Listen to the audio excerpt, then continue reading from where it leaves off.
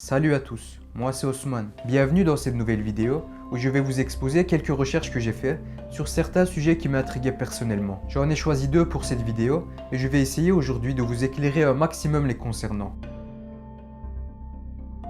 Vous avez sûrement déjà entendu des gens dire qu'il ne faut pas porter des vêtements noirs sous le soleil en été. Mais est-ce que c'est vrai? Et surtout pour quelle raison? D'un point de vue scientifique, une couleur peut être vue comme une sensation produite par un stimulus qui va pénétrer dans l'œil. Il sera capté au niveau de la rétine par des cellules spécialisées appelées des cônes qui vont transformer cette énergie en signal électrique qui sera interprété par le cerveau. Ces stimuli, qui sont en fait des rayons lumineux, transportent de l'énergie avec différentes longueurs d'onde qui vont donner une couleur particulière à l'objet ou au corps qui va les réfléchir. Sur cette image, on peut voir le spectre visible et on remarque que deux couleurs n'en font pas partie, le blanc et le noir. Le blanc représente en fait la totalité des longueurs d'onde de la lumière, comme on l'avait vu durant nos cours de physique avec la fameuse expérience du prisme optique de Newton.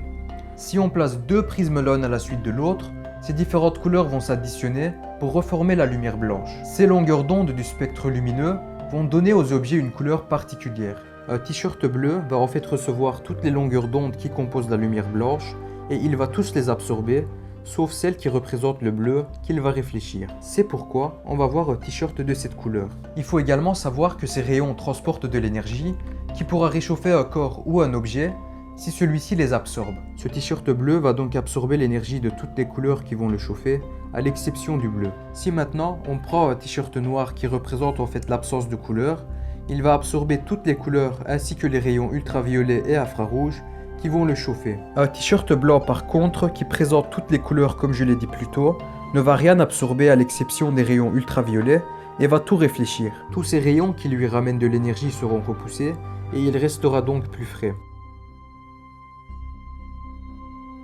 Vous êtes-vous déjà demandé pourquoi les pigeons qui traînent sur les câbles électriques ne se font pas électrocuter?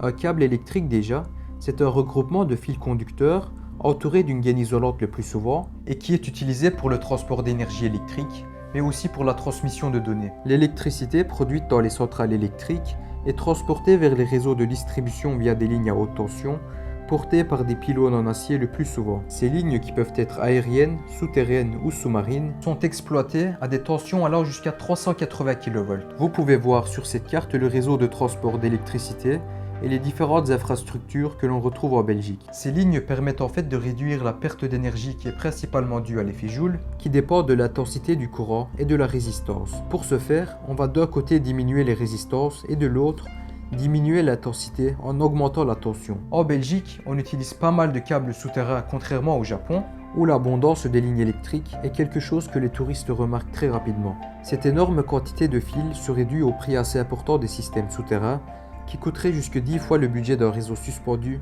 de taille équivalente. Si maintenant on revient à notre question, il faut savoir que ce sont les électrons en mouvement qui vont former un courant électrique. Tout comme l'eau qui s'écoule d'une hauteur vers un niveau plus bas, le courant se dirige d'un point à haut potentiel électrique vers un autre qui a un potentiel plus bas. Pour que le courant passe par un corps, il faut que celui-ci relie deux points qui présentent une différence de potentiel.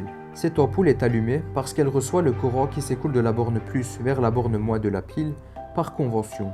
De ce fait, pour qu'un courant passe par le corps des pigeons, il faut qu'ils posent leurs pattes simultanément sur deux endroits qui présentent des potentiels électriques inégaux. Donc si le pigeon repose sur deux câbles électriques en même temps, le courant commencera à s'écouler de l'un vers l'autre et il se fera électrocuter. De la même manière, si vous touchez un câble électrique et le sol en même temps, en raison de la différence de potentiel, vous serez foudroyé. Généralement, les oiseaux se posent sur un seul câble et dans ce cas, ils sont en contact avec le câble en question et l'air qui ne conduit pas le courant.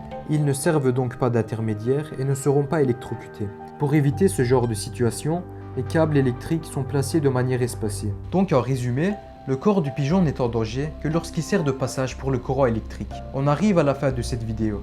Dites-moi dans les commentaires si elle vous a plu et ce que vous en pensez. N'oubliez pas de vous abonner à ma chaîne pour ne pas rater mes futurs projets. Prenez soin de vous et à la prochaine.